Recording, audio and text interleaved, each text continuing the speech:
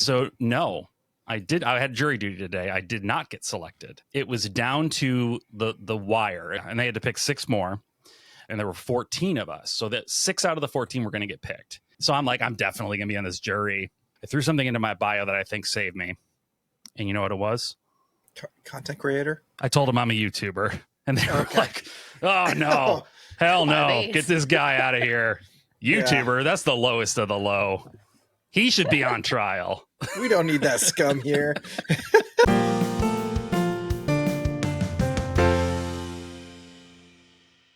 Hey, everybody. Welcome to the JRPG Pursuit, your JRPG podcast for all things JRPGs. I'm Branden. I'm Abdallah. And I'm Emily. And we are super excited to be here with you today in the wake of some exciting / upsetting, disturbing news in the game industry. We're going to talk about it. But first, wanted to just thank all of the members, all of the channel members. You guys are incredible. Thank you so much for supporting the show, for joining the Discord. Thank you to the Pursuer members who get the bonus episodes every week. Really, you guys are all just so incredible. We love hanging out with you in the Discord. Thanks for being you. You the best. Ooh. All right. So, let's dig into it because we are concerned, about the state of physical collecting in lieu of, as game collectors ourselves, in lieu of the news coming from Nintendo and other companies, right? It seems like physical collecting is exiting stage right even quicker than I was anticipating it would. Like, I did not foresee Nintendo being the one to, if not fire the first shots, then fire the biggest shots in this battle. So I don't know. How are you guys feeling? Do we want to recap the situation? Maybe Emily, you've been talking about this on your YouTube channel lately. Why don't you give us a quick rundown recap of the situation? Yeah. Sure. So I think many of us thought Nintendo would be one of the last, big companies to hold out when it comes to physical media, right? And game ownership and having, these proprietary SD cards or using flash memory to hold their games and not really have as much reliance on the internet to play. But we've seen recently, especially with the third-party outlets, they're all kind of going towards digital games or what's called the game keys. Now, the game keys have been kind of controversial a bit of how useful they are, but the intended purpose of them is to replace physical media, which I think myself and at least the two or the three of us could all say is kind of not, I think, the best way to go about, game preservation at all or game ownership and kind of that whole competitive nature of prices and just how do we obtain our media. So I don't know.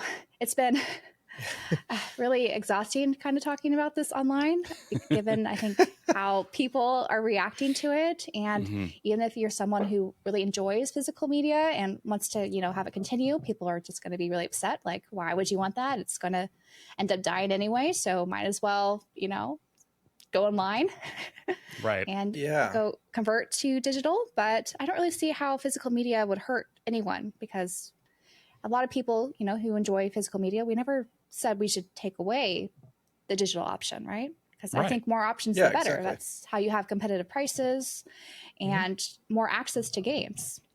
And so I just find it very odd of how this has become controversial, even though it's more pointed towards pro-consumerism rather than, pro-industry, pro-company, and that whole rabbit hole.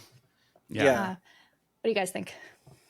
I'm just a little shocked that it was Nintendo that kind of fired. Yeah. Well, I mean, a lot of other companies have been doing it. It was not Nintendo who fired this. I think we should probably set it straight, right? It's really Xbox who started this all. Right. Xbox definitely started it, yes. That kind of industry, they did, have their moment of looking into game preservation.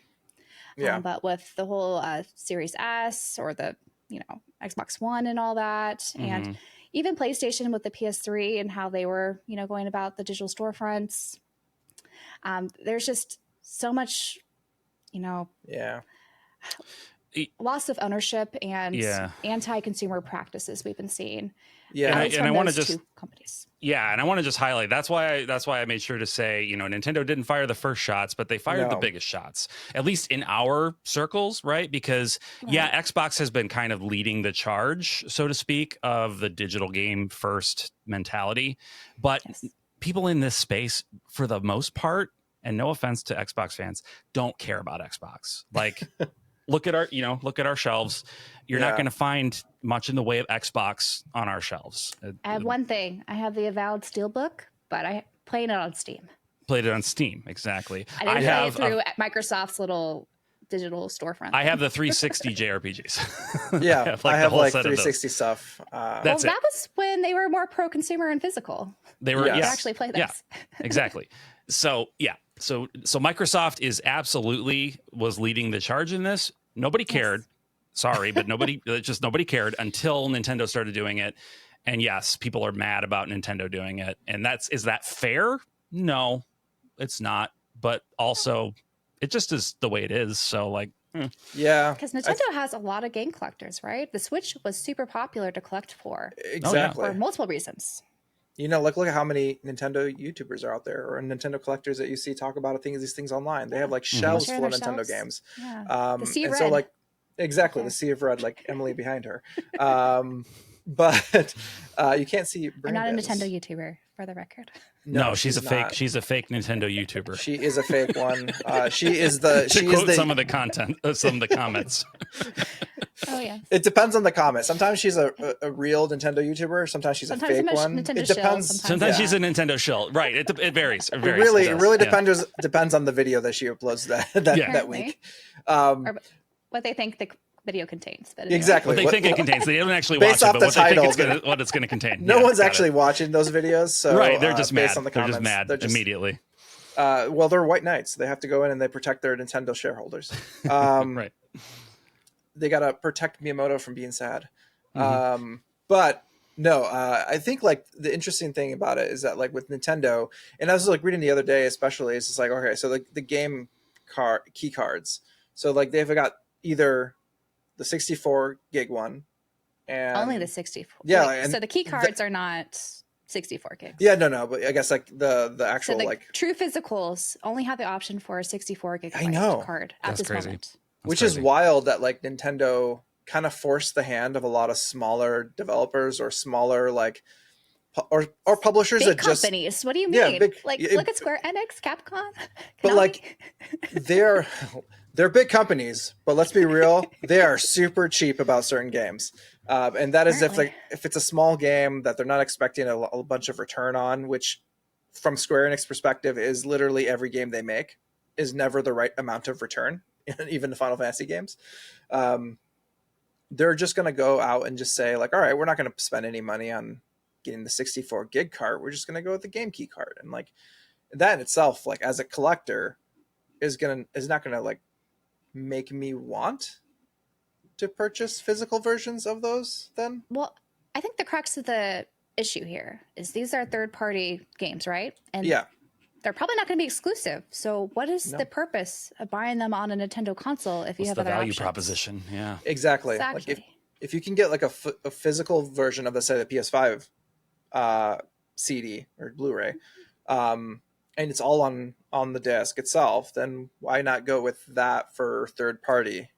Now, not everyone, of course, has all the consoles. That's true. Maybe you don't have a good PC, to run some of the modern games, but for those who do and have options, I think there's a lot of people who fit that bill of, owning multiple ways to access games. Yeah. Yeah.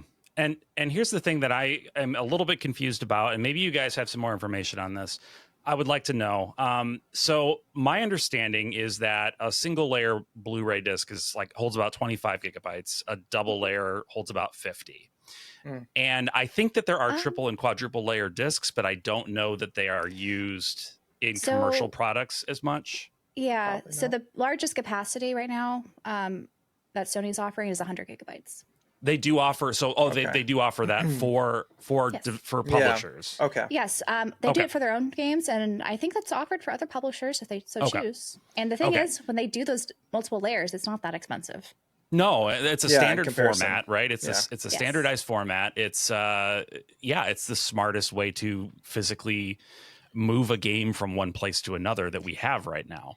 Nintendo's, their cartridges, 64 gigabytes for most games, that would probably be okay. Like that's going to be we enough. know the size of most of the games right now Right. that are going to be at launch. Exactly. Most are under 64.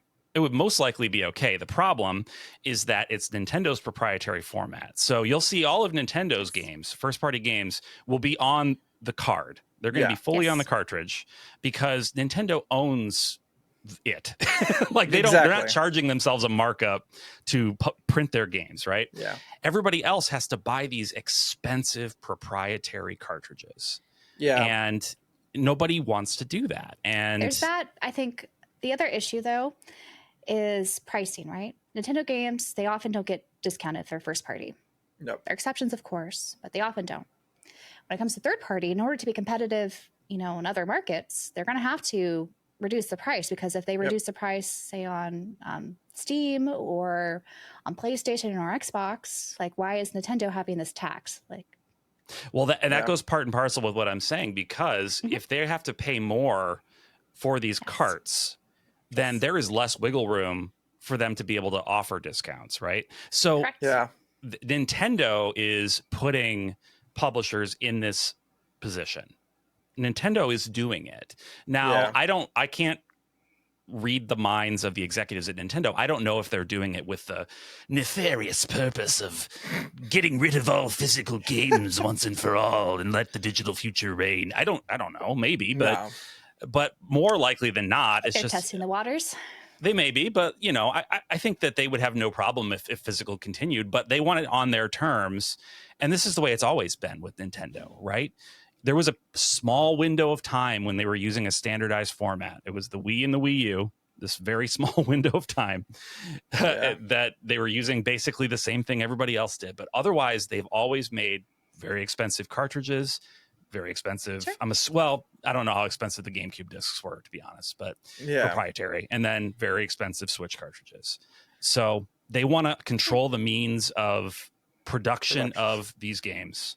And this is what you get when one company controls that. Yeah. And the theory right now is that currently it costs $15 to $16 for a 64 gigabyte cart, which the idea is that it's going to go down in price over time, but by how much, I cannot say. And they didn't factor this in the launch window. I find kind of odd. Yeah, that's also the biggest problem with like what they're doing with these carts is that they're using a very like, if it's anything like the Express SD cards that they're having used with the system itself, it's not a very mature like technology yet. That's why buying those SD cards, like if you want to get like anything above 256, it's going to cost you a lot more money. It's not like a normal SD card where you can get it for a fraction of the price these days. And that's the thing is like, with Sony using Blu-rays, it's like a super mature, like they've already perfected this. Like it's so much cheaper to just make these like layered versions of these things. And so with Nintendo, they're kind of forcing their hand, like everyone to kind of play into this like new cart system or new sort of cart flash like media, which is causing that like these like just outrageous like situations for publishers and developers that are just sitting there going like, all right, well now we're not going to spend this much money on a 64. Forcing our hand here. Upwards of a quarter of the retail price. Exactly. Right? Upwards of a quarter of it. Like that's too much. That's a lot. And so like that's why they're charging $80 games. Yeah. So like it also got me like thinking about like, I wonder how like what the cost difference is going to be for people, like for companies like VGP and others that are looking to like make on cart revisions of these things like down the line as I talked about it. I'm curious to see what the cost of like. We know Limited Run has made a statement that all their numbered releases, right? All of their actual releases. East, they said all the numbered releases will be physically on a cartridge for the Switch. Okay. Yeah, I wonder what the cost, like the difference in cost. Like let's say it's $60-$70 for the game They card. might add on another $10. It would be my guess. You could easily see them doing it. VGP for businesses like VGP or PNP or whatever, it depends on how much of their margin they're willing to sacrifice. That's true. Because their margins, especially if they're buying limited run games or but buying it wholesale, it's a slim Whenever margin. They get revisions or not revisions, reprints, they always take the manufacturer suggested price. So I'm sure if they contact the manufacturer or the publishers and they ask them put this game on an actual cartridge, they'll have a suggested price. I'm sure they'll price it whatever that is. Yeah. I agree. But what I'm saying is because of that, if they have to be willing to really shave their margins down to almost nothing. I think that there's demand. I've seen so many people saying I'm willing to pay $10 or $20 more if it's actually on the cartridge. It might not be a ton of people, but if there's enough and if they're able to, do some market research here, it might be worthwhile for them. Yeah. I would love to see them even just test the waters with charging $10 more. Yeah. Here's a game where the retail price is say $70. Fully on cartridge, $80. I can speak for myself. I would buy that if it's a game I wanted. I would buy that to have the game. If there's no other option. If there's not another alternative, right? Yeah, that's exactly. true. Yeah. So I don't know whether they do that or not. It's a big risk. I don't know how much market really research. Said that they're actually going to do it. They just said it would be nice. So it was a hypothetical. Do it. It was a hythetical. Yeah. I don't think VGP has a market research team. They're just a game store. Yeah. They're just a store in Canada. Right. Yeah. They're not, of an outlet. They seem giant to a lot of people in our community because people talk about them a lot. They're just a game store. They're, not to disrespect them. They're just a game store. They've been around for the block for a while, but they're not that big. Yeah. And they, sell games to people who enjoy niche games usually.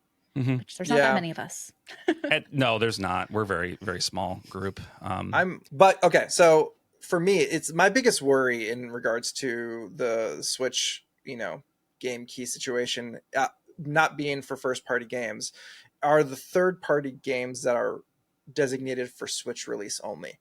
So, if it's a game that was a third party game, maybe let's say a remaster or a remake of a game that was on a Nintendo system, let's say in the hypothetical world of Xenosaga or anything else that comes out that will most likely be more Nintendo first because Monolith Soft would have to partner with Bandai or whatever it is to put it on a Nintendo system.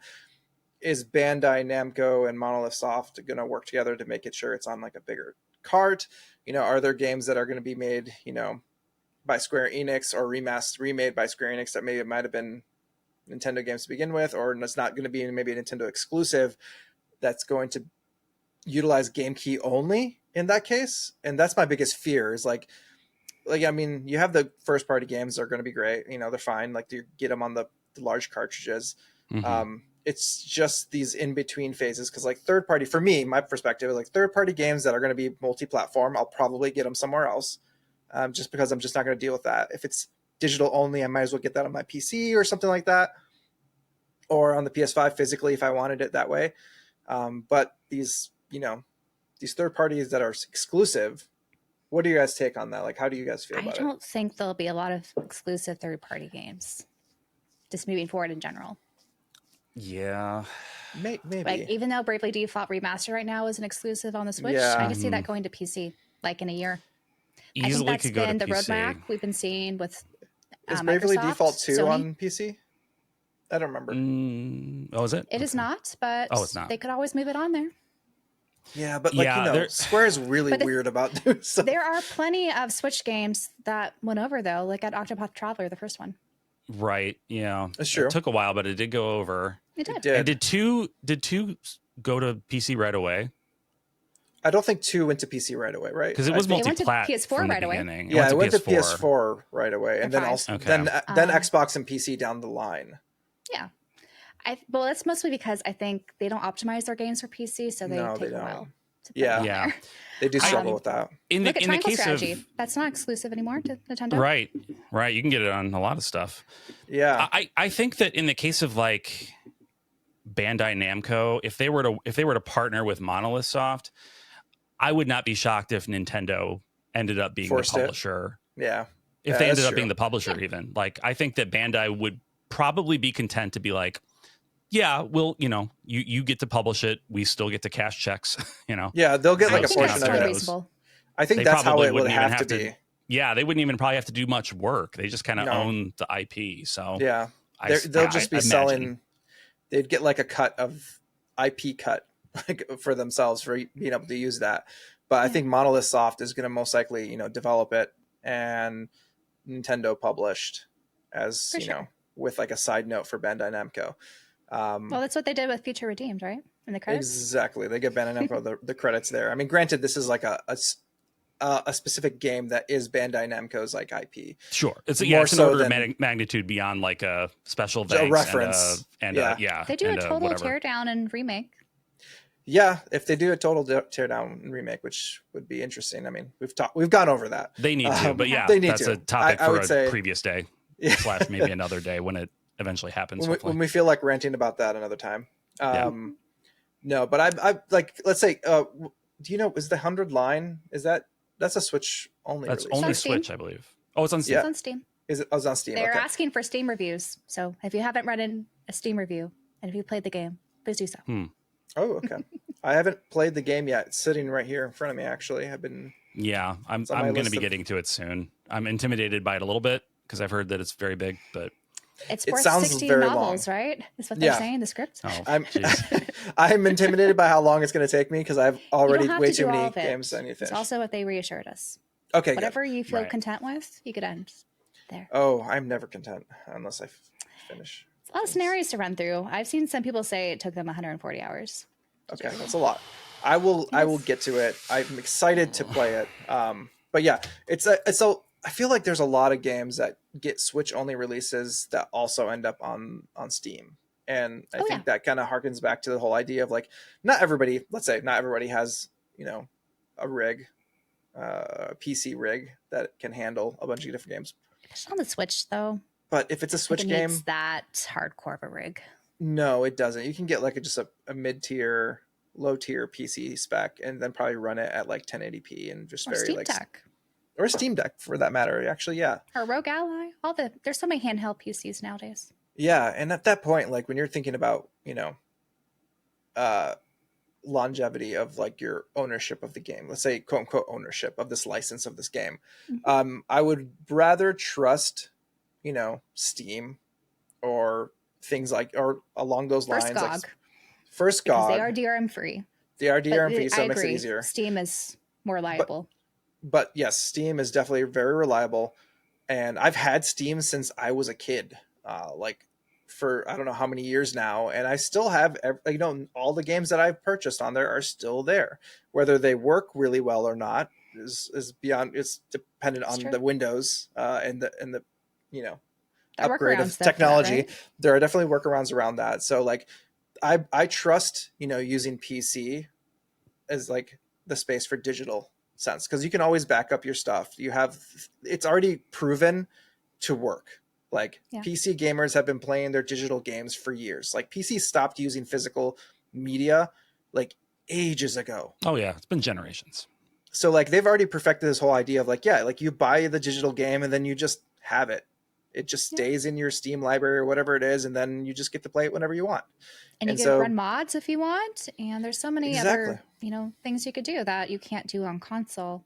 Additionally, honestly, when it comes to comparing the specs of a good PC versus the Switch 2, the game's probably going to look and run better on the PC.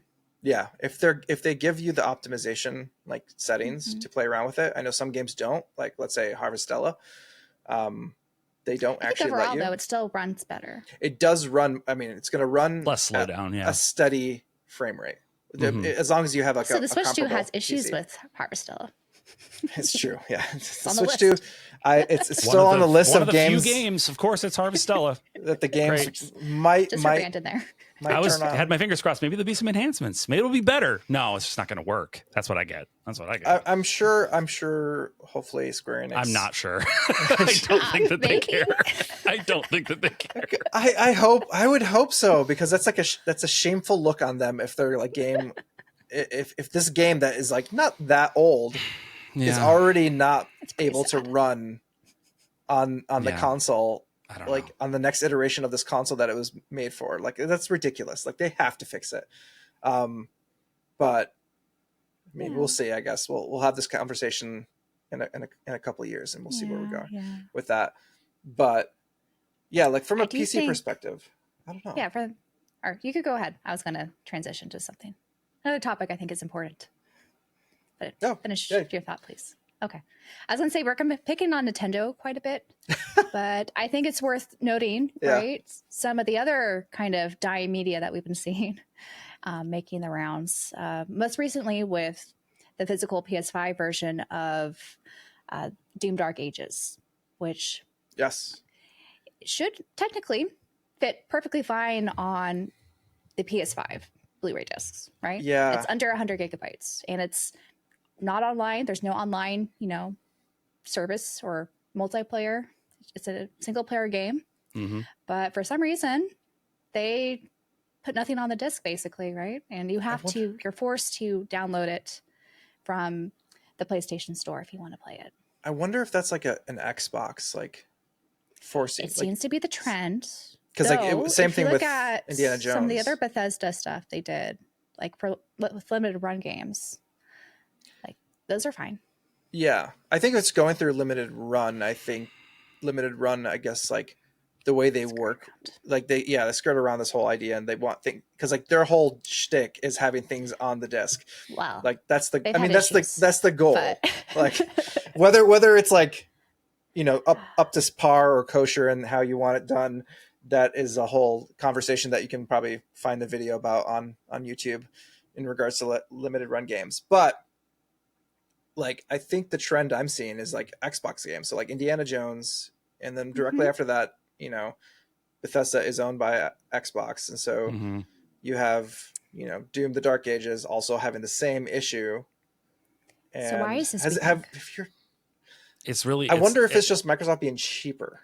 It's egregious though, because it's I would like to know how much of a price difference there is from like a single layer Blu-ray to the quadruple. It can't be that sure much. It's marginal. Right. Yeah. So it's egregious. Like it's not even a disguised strategy. Like Yeah. The big issue though is they didn't advertise this in pre-orders. Like on the box art, it doesn't say internet is necessary to install.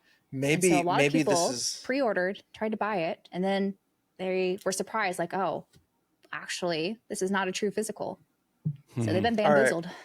All right, I'm going to do my conspiracy wiring, Get it out. Crazy. I got them all out there. But maybe this is Xbox's way of doing multi-platform. Like, they'll let PlayStation have the games. Everything's an Xbox. But they don't have access to the actual code on a disc. They can't have anything that builds. They don't have access to that. It has to be on the server, on the internet. It's got to touch things like that. So it's not maybe it's their way of just like, we'll put Xbox stuff on everything else. And like Emily said, everything is an Xbox, even a PS5. So like, you don't get the actual physical disc. And then one day when that server's down, it's gone. And then you won't have access to that. Yeah. So maybe that's like Xbox's like way of just ensuring their subscription service model works. Yes. Like it could be like this is their way to like convince their keepsake. Basically fail safe. That's maybe. So like I don't know.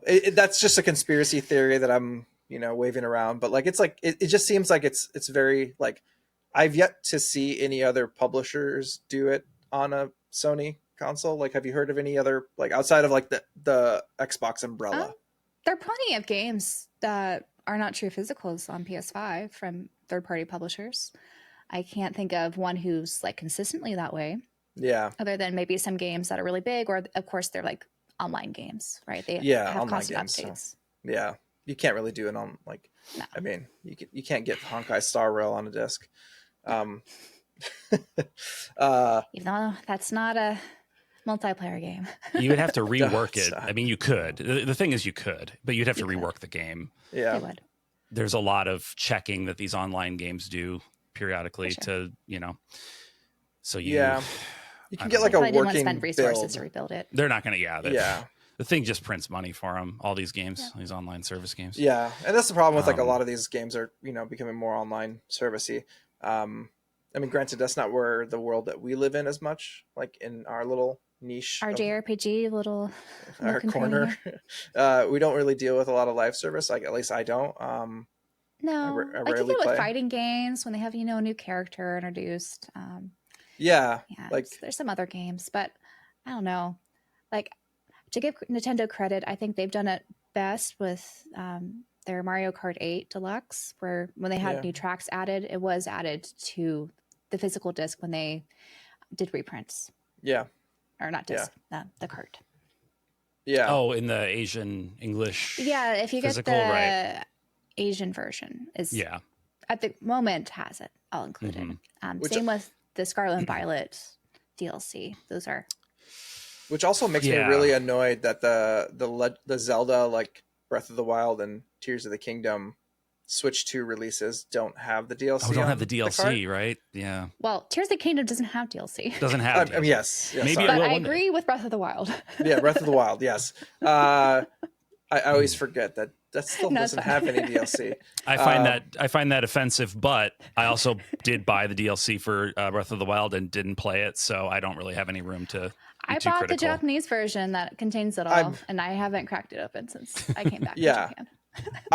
It's more of like I am angry at it from a distance where I'm not actually playing it. I don't like that over there, but it doesn't really, it doesn't touch it's not affecting my current life. Like I'm not playing the DLC right now, or it's not. I would like. I'm probably gonna want to try playing, Zelda on the Switch 2 to kind of see how it looks. But it is kind of annoying that like they had a chance with a new card to make it right, and they chose not. Especially if it's like a 64 gig card, like it should fit everything. Like if they're you'd think. I don't know how big it is with the update. It can't be that much bigger because like the assets are still gonna be like the same. Like I mean, it's slightly like better textures, but like not by much. Like it's not gonna be that like. We'll know big, but we'll see what happens soonish. Yeah, but it is kind of annoying that that's not the case. But I know this episode turned into a rant about Nintendo. I mean, we kind of set it up that way because it's kind of like it's irrelevant. It's just the way it is. Like, right now. Let me call out PlayStation for a little bit, sure. Because what's their deal with disc drives? Yeah. Like, what do they just not want to have that? Like today. So right on the new on the PS5 Pro ones. Right. The Slim and the PS5 Pro. And the PS5 Pro. So like the disc drive is a bit weird and wonky.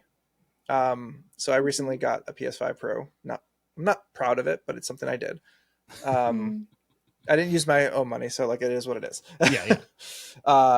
But like today I was installing Yumiya on there because I was like, okay, I'm gonna get to that. Like that's gonna be one of my next games after I finish, Xenoblade and everything else I'm trying to do. And I installed it, and I was gonna like start it up to take a look, and then it installed it onto the PS5, and then I get like an error when I try to open it, and it says like it's like I'm like, okay, what is this error? And I look it up, and it's like there's a problem with your like external USB drive, and I'm like, what external USB drive? I don't have anything hooked up. I'm like using the hard drive in the PS5, and so like, and I couldn't find anything online about it, and I was like, no one's talking about this. Like no one's like, it's not being referenced in this specific context. Like error code is referenced for like basic like external like hard drives that you hook up to a USB, and then so like your I was system like, was totally offline. Yeah, it was offline. Okay. And I registered the disk drive to the PS5. Everything was there. Everything should have been working, and it was like reading the disk, and it was fine. And it was just when I installed it, and it just kept getting this error. And I kept like going through the settings, and I was trying to figure out, okay, like is there something else I need to do? And then after some time, I was like, you know what, as everyone should do in like tech, just turn it off and turn it back on and see if this solves the problem. And it did. It solved the problem. But like it's like one of those things that like. It shouldn't have solved the problem though if you were totally offline, because you technically have to register that. It was the something with like an error with the PS5 itself. So like it had nothing to do with the online aspect. I think there was something that the PS5 was unable to get like that media that was installed. Like it hadn't even gotten to the point of needing to register it online yet. Okay. It was Yeah, like I already registered it. It was already registered. Oh, it was already registered. Everything was like, because you have to register it to use it. Yeah, okay, that's what I was going to say. That the difference between the OG model for PS5 and these other models is that you have to register you can totally have it offline if you have the OG model. Exactly. Mm-hmm. Whereas you can't have it offline when you start it up for these other models. Yes. For which, this one, to be fair, real quick, just to be fair, is only going to be relevant to most people if you live in a bunker and like are never planning to go on the internet, because you just need to go on one time. That's not true. You just go on one time and register your disk drive, and then you are good to go for the life of that disk drive. For the life of the disk drive is the big point, because as we know, disk drives fail, right? And so as do internal disk drives, which I just experienced myself. Of course. Oh yes, that's true. So no, my point stands, because like you buy an external disk drive, you register it, and then you can take your system offline and you're good to go. Like you do not need to be online after that. And we don't want to spread the misinformation that you need to be online all the time, because I know that was going around. That is not the case. No, I can wasn't implying that, but no, I wasn't saying you were. I wasn't saying you were. Here. Okay. I just want to make a distinction here, though, that among a lot of collectors in the community who are really into offline play, this has been a big thorn of how Sony's been handling their hardware, because it's made it so that a little bit of the software, preservation or ownership is a little obsolete if the hardware, you can't have total ownership because of the registration you have to do. Yeah. So I think I am not a fan of having to register. I think that's a silly thing to do. I think it's the same thing with Microsoft. A lot of people are upset with Microsoft systems because of that. Yeah, like I think they could probably have done this where you just, because it says a port that you plug it into, and it should just be able to read it and just access it and like just do what it needs to do. You shouldn't have to register it. It's not even Sony and Microsoft's deal, right? Isn't it the FTC? Well, like, isn't it a government theory? I don't know. It's a government regulation that they have to register it. It's never been confirmed, but I think the issue is making it separate, because if they put it together in one system, maybe you wouldn't have to register it. I also think it's silly that like a PS5 Pro should require a disk drive. Like I think a Pro should be like, hey, you're a pro level person, like you want to have external. Yeah, like it should just be built into the system. Like sure, if you want the slim one, go ahead and get the digital slim. Like that should just fine. Like that, what you're getting with that. But like if you're getting like a pro level, like what they call a pro level, like sure, it's like buying a MacBook Pro versus a MacBook Air. Like you get an Air because you want something that's like easy to move around with and do something like that. But you get the Pro version because it's got all the bells and whistles that you want. It has all the ports and everything you might need to do. Like I think that's true. However, I would be interested in the statistics of how many people have bought the Pro and with the external disk drive, because I have a feeling like even though for a while that sold out and it was hard to get because it was being scalped, I think there are a lot of people who are just already in the digital kind of future. There are a lot of people within the digital world now, and so they just want higher power, just like a rig on their PC, and so they see the PS5 Pro like that. Exactly. Yeah, and probably. But like that's where like my biggest key is like PlayStation. Sure, maybe not all the games are fully like not leaning as hard like Nintendo into like not having games on the disc itself, because it's a lot easier to put games on a disc than it is on the flash cart. But there are these things that they are doing that are just causing a little bit of like a rift within the world of physical collectors and people who just want to have the physical aspect to these things.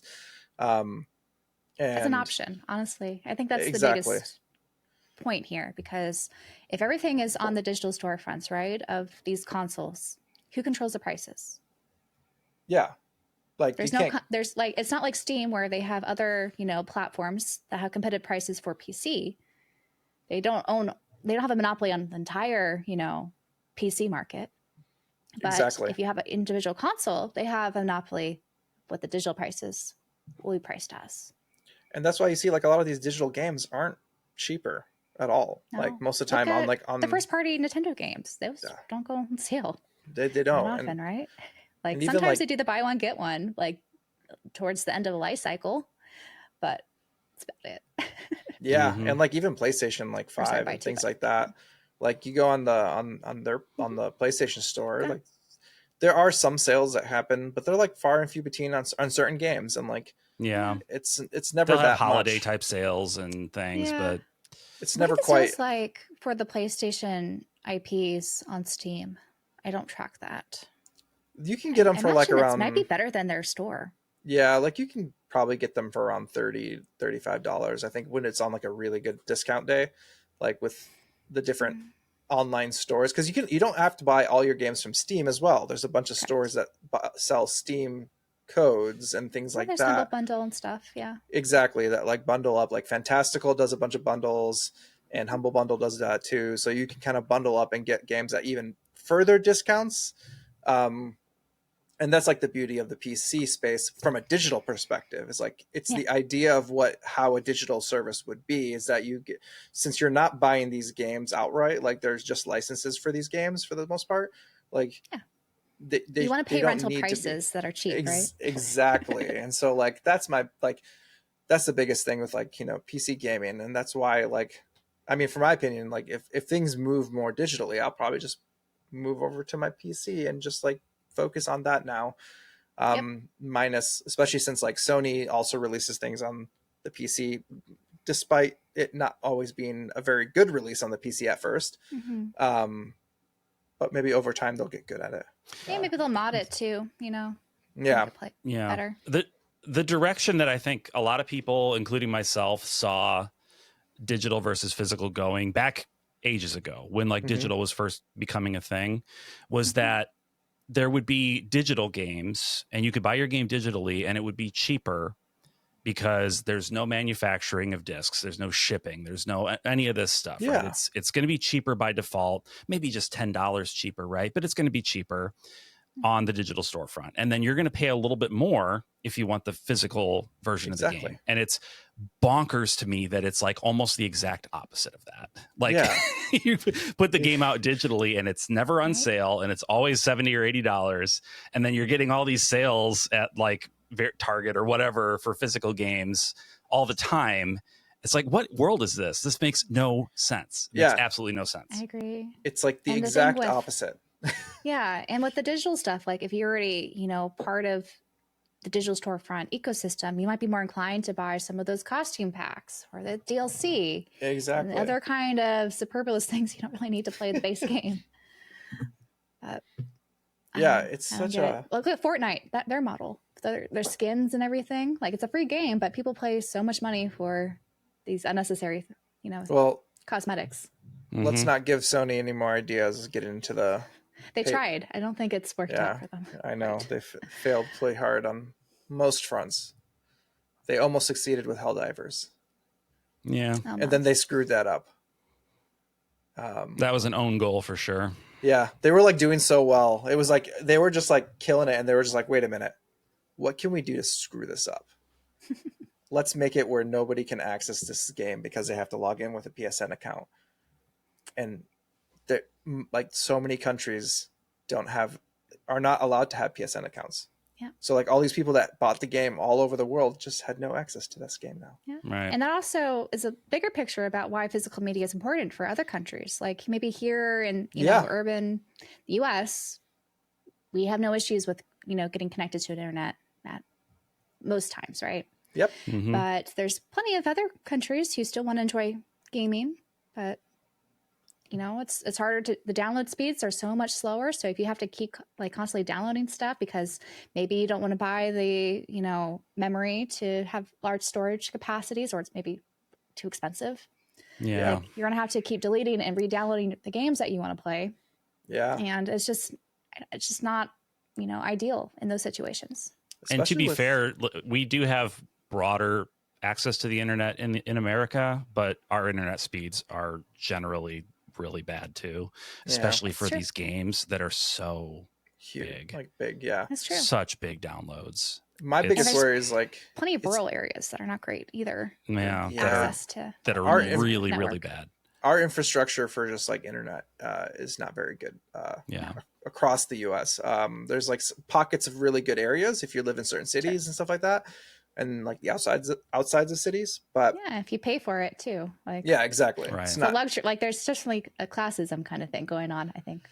yeah, and my biggest worry is like I was saying before with like not having access to PSN. There's a lot of countries that like if let's say if you were to buy a PS5 and you wouldn't be able to log or create an account with a PSN account because it's not allowed in that specific region because Sony doesn't allow it or whatever it is.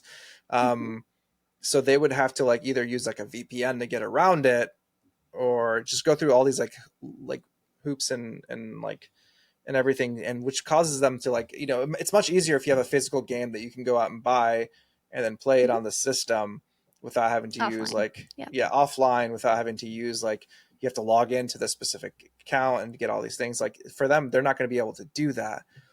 And yeah, that's my biggest like, it kind of just sucks for them. Like at that point, like these companies are not making it very like they're creating more barriers to entry, I think. Yeah. Like with among, you know, increasing prices and everything, it's becoming more and more, I think, out of bounds for some people to enjoy gaming. Yeah, it reminds me of like modern gaming. When we were younger, I would always hear about like the cost of games in Brazil for some reason. Like people would talk about it, Still. and like to this day, like the amount of the upcharge they have tariffs and their stuff, tariffs are so wild and outrageous for certain things. And like that was like video game industry where things were costing like $300 to $400 or like it just like complete like double the price. More than double like, in some cases. It's exactly. And so like you're getting these like systems that would be like $600, $700, $800 in the 90s. Right. And and it wasn't Jaguar, it wasn't 64 bits of fun. No. You know? No, it was just like a Super Nintendo or whatever. Exactly. So like they like just thinking about that period of time, people trying to suffer just to come and play a game that they would love to play, like having to go through that same kind of like hoops nowadays from a digital perspective is like just, it's not ideal. Like I feel like we're just like companies need to make it more easy for everyone to have access and have an like ability to play these amazing games that are out there. And at the end of the day, it's like, why hold anyone back with like red tape? Why and make all it a this luxury? Stuff? Yeah, exactly. It does not. Everything has to be a luxury item. Price. Yeah, or like some AAA game. Exactly. But yeah, I think that's like my take on it. I mean, it's just a little overall, frustrating. Do we think the Switch 2 is killing physical media? I guess to answer our question. I don't think it's the reason physical media is getting killed off. I think it is a step in that direction. It is the next evolution of killing physical media. That's been just continuously going, you know, since. I think that if physical media was a body, Microsoft injected it with poison days ago. And then Nintendo came along with an opportunity to save it and instead shot it in the gut. That's how I view it. Chopped off their leg. Like they had a chance to help the situation and instead they really made it worse. Exactly. Yeah. And I do think we're going to see things become worse much quicker than I think any of us expected. Mm-hmm. And Sony's just watching from a chair in the corner. They're going to join in. What do you mean? Like more than they have been. No, I just like, I don't think Sony moves fast in their like. Sony is surprisingly it depends on who's in charge at the time, but yeah, like which is funny because I feel like Nintendo. I mean, Nintendo doesn't move fast, but when they do things, they go all in. Yeah. They don't mess around. Like Nintendo always like they're extremes. They only know extremes. But yeah, it's not ideal. And I've seen a lot of people with the sentiment that like this is their last ever console because you know games are going to be dying and they have no interest in modern like digital games. While I don't necessarily carry that same sentiment, like I don't think I'll be playing as many games or buying as many games. You know, if we're all pushed towards digital, be more conservative of like timing when I'll play them and buy them. I wouldn't buy a lot of games like first thing. I'd probably just like wait for stagger sales. them. Yeah, and wait for sales and things like that if you're not going to purchase physical. Yeah, maybe like realistically, 1 or 2. yeah, realistically, like inside of it. on the upper end, there's maybe 6 games a year that I'm like really excited to play. Yes. And that's on the upper end, right? It's probably more like 3. So I don't, I don't have to go nuts and buy a bunch of games that I'm not going to get to for weeks or months or years. If they're all digital, I'm definitely not going to do that. Like, no, exactly. So that's actually kind of a good point. I wonder how a move to digital like that would affect sales of like more niche titles, because I find myself as a collector buying these niche games because I'm like, well, I know I'm probably going to want to get to it eventually, but I want it physically before it's gone. I want it physically. They may not have made a bunch of these. I better grab it. So they got a sale out of me. And like they them too. They never were going to get that sale digitally from me. They just weren't going to get it. Yeah. Maybe eventually if I like really decided I wanted to play it, but chances are that was not going to happen. Yeah. That's such a good point to make, is like, like with those kind of games, the likelihood of me purchasing it digitally is so low unless I'm about to play it. And if and I have so many games that I have like on my list of games to play that like, if I had to wait for that moment, it would probably never come unless something like, unless something like happened, or it's just like that game, just like I just had the need to play it. But like at that point, like all these niche games will just be harder to. Like, I think we're going to see another kind of, let's say, recession in gaming. Gaming recession, yeah. I feel like, and I hate to say it, but I feel like kind of for the health of the industry, it sort of needs to happen, because there needs to be recognition of the consequences of the practices that have been going on, the ridiculous budgets of games, and just everything that's been spiraling out of control. My biggest worry though is like from what we were talking about, like the biggest like victims will be the smaller niche titles, where like I want the victims to be the big AAA title game, like the AAA ideas that everyone's having. Like it has to be like this. It constant has, like that's the only kind of game we need to play. Like Sony only needs to make third person like action adventure games that cost like millions and millions of dollars to make. And it doesn't always have to be like that. And like I want those games to kind of like feel the hurt, so that way they like developers understand that like, hey, maybe we should diversify our portfolio. It doesn't always have to be like that. We can mix in AA and things, like we've talked about this before, but like and I just don't see the point of a console, if they're not going to have exclusives. No, exactly. I don't, if there's going to be someplace like Limited Run, printing these games for us niche collectors, I don't know if I'll be buying all of them, honestly. Like maybe a handful, but not enough to the ones that I really care about. Yeah, I think practice. Like from like a generational perspective, like you were bringing up Emily earlier, it's like this will be the last system. Like people are saying that, like this will be the last system I buy. I don't think we're gonna see Sony Sony's partially doing it, but like Nintendo's not gonna go like multi-platform ever. Like I don't think anytime soon, like not for the next at least so many generations, because that's just something that is against everything they stand for. Like with their first party games, they build those games catering to their specific type of hardware, and that is their hardware. I think they're gonna have to come up with cheaper options if they want the barrier to entry. I don't think they care. Like you heard, what is it? They interviewed Doug Bowser not too long ago, and he was just like, some people are just not going to be able to afford this, and for that they'll just have to get a Switch One. He did the Don Matrick. He pulled a Don Matrick. He's like, oh, we have something for you. It's called the Switch.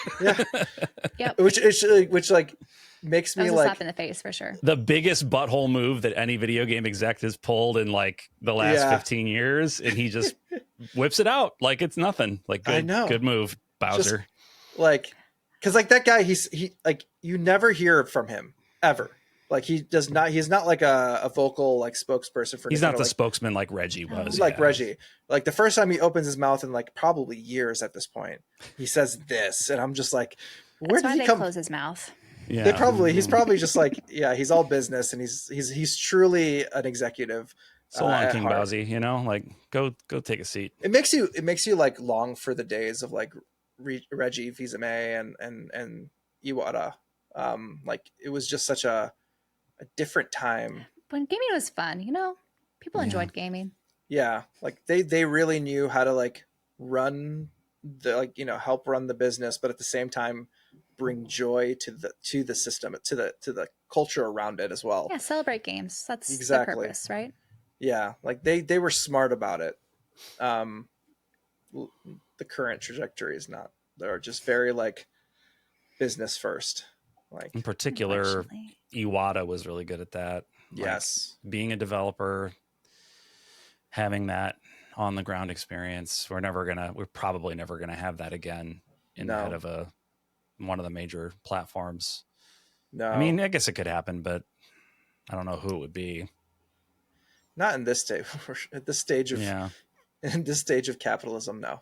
Like, I wouldn't want Miyamoto to do it. I don't think he's thought about a video game for 15 years. Like, he's been very on other things. No, Miyamoto doesn't care. I don't think he cares enough to want to be like executive. And then, what was it? Sakurai also. Was it Sakurai? Who's the one who like recently asked to like be removed from? There was like an executive level like developer that asked to be removed from the business side.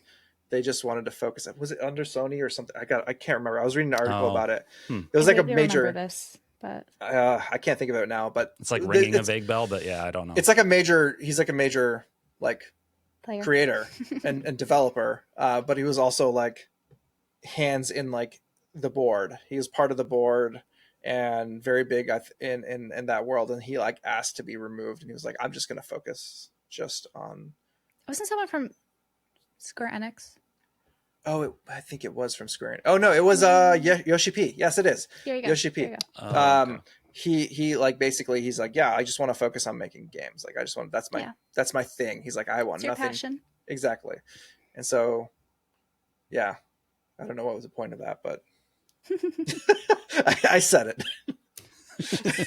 And now it's out. Having, it's these big figures just enjoying games, right? Exactly. We're missing that a little bit.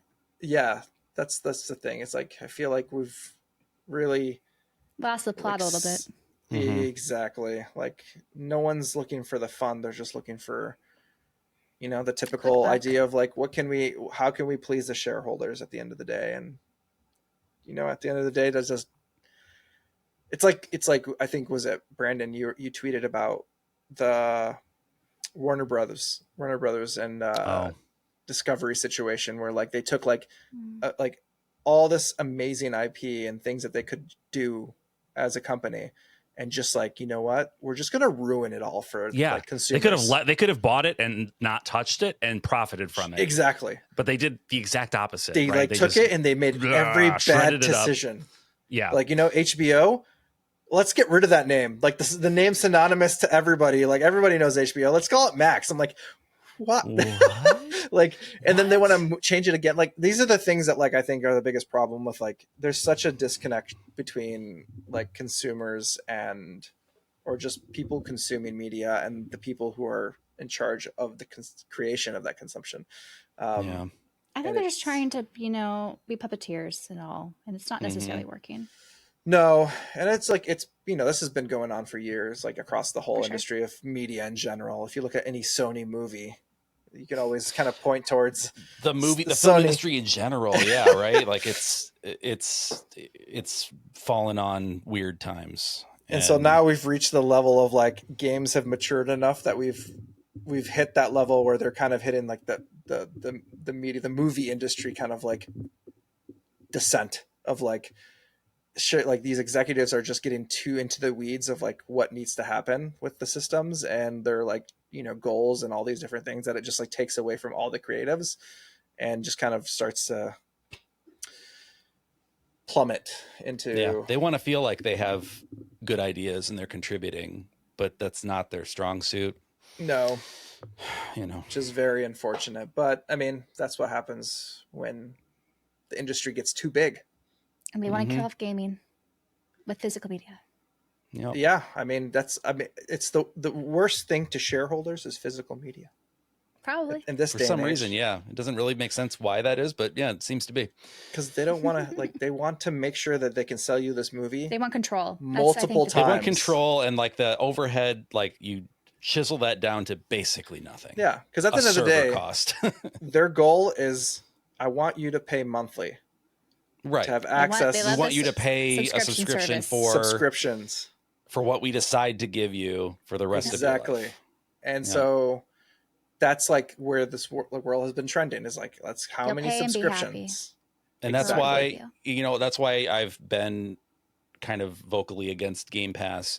Is everybody's like, well, it's great for developers because they make money, they're getting their game out there and stuff. It's like, they may be making money now because Microsoft is in a situation where they are more than happy to lose a lot of money to get people onto the platform, but that's not going to continue, guys. That's not going to continue. The prices are going to go up once they've rooted out the competition. And it's not Like that's just the way these things work. And it doesn't protect them, because, like, I mean, look what's at Hi-Fi Rush, the Oh gosh. the developers of Hi-Fi Rush, which was like a crazy success, like such an amazing game that nobody saw coming, and they still got canned as a studio. And it's just like Tango or whatever they're called. like, and GameWorks, that's so, like, that's depressing in that sense. And like, yeah, I mean, the gaming industry as a whole is all, you know, I mean, we're still getting great games out there, but the trajectory of where things are leading is not great, unfortunately. And there's still a lot of uncertainty. The game as artifact is starting to go away, like the movie as artifact or the album as artifact. But, you know, on the positive side of things, music has started to come back, right? You know, there's a renewed interest in like vinyl Physical collecting. Yeah. So you're getting vinyl releases. K-pop. They're all physical. Yeah, you're getting vinyl or CD. You're getting physical releases now for more robust and interesting and full collections of music now than we got back when music was not all digital. You know, I can go out and I bought a vinyl of the Regina Spektor album Far. I saw you. Which is like one of my favorite albums of all time. It sold out on vinyl, you know, a decade, two decades ago or whatever. And they're just remaking it. They're reprinting it. It's like they can do that. And I think we'll see something similar with movies. I think we already kind of are. Yeah. Yeah. Who make really nice additions. Mm-hmm. Yeah. There's a lot of like, you know, what do you call? There's like the Criterion model, and there's others. Mm-hmm. Yeah. There's a lot of places like that vinegar do like or something is a ketchup. Is it ketchup? Or, yeah, I know what you're talking about.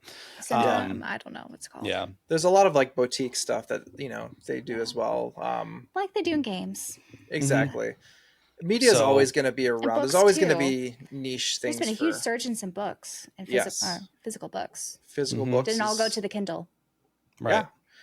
Because a lot of people, like, you know, I've always been I can't read on a Kindle. Like, I just don't have that. For me does not work for me. I can do audiobooks, but I cannot do Kindle, because like it just, looking at a screen just makes my eyes glaze over, even if it is a Kindle screen. I just can't focus read much as well. faster, honestly. Really? Okay. So that's why I kind of converted. I've converted to Kindle, and it's literally just a space thing. I could go either way on whether I prefer a screen or prefer the page, but like it's just the space. I was like, I have to do it. Graphic novels and like manga and things like that, I have no problem reading that on, like, let's say my iPad or something like that. I've read a lot of manga and stuff on iPad and my phone and stuff. But books are always a little, like, I don't know. I've not gotten used to Kindles. But then again, I do a lot of audiobooks nowadays in general. If I'm going to read, nothing wrong with that. I love audiobooks. It's like a good way to, while you're driving around or doing like running chores, it's perfect to go on there.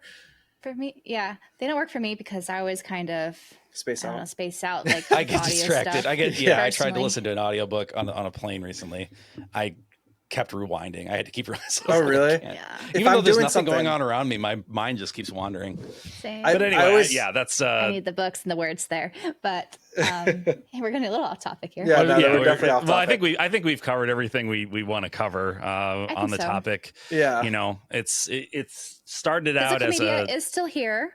However, it's dwindling a little bit, I think we can enjoy, you know, what it offers still.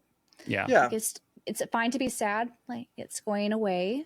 And we could, I don't know how much of a boycott or, standing up to the man is going to change anything. Probably not. Probably not. But I think it's not with going away, Nintendo. but I think it will come back. That's what I'm kind of holding on to. Just using every other form of media that has gone through a similar thing as an example, I do think it will come back in a way that, even if it's not quite what it is today, it will still be reasonably satisfying for a collector. It's just going to take some time, I think, to get there. Yeah.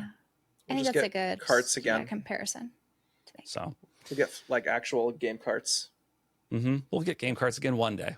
SNES style or Sega style. Big old chunky cartridges. Yeah. That's what we're all. That's what we're getting. All be revised. No updates or anything. The game as it should always have been will be in your hand, and you'll think back on the 2020s and be like, "What was going on? That was crazy times." The dark ages. It's with these Excel spreadsheets and checking the codes in the back to see if it has the latest updates.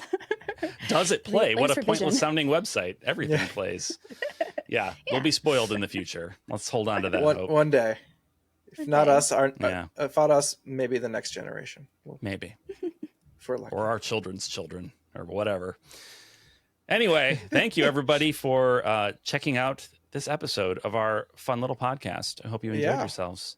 If you are interested in becoming a member, check it out. We really appreciate all the support again. And do we have anything else we want to say before we wrap up? Look forward to next week's episode. Yes, please do. Yes. And if you're a member, stick around. Keep your eyes out for the after show as well. Yeah. That will be fun, we're sure. Yes. We always get a little weird, so we'll see. A little weirder. Bye. Until next week. Take care, everyone. Bye.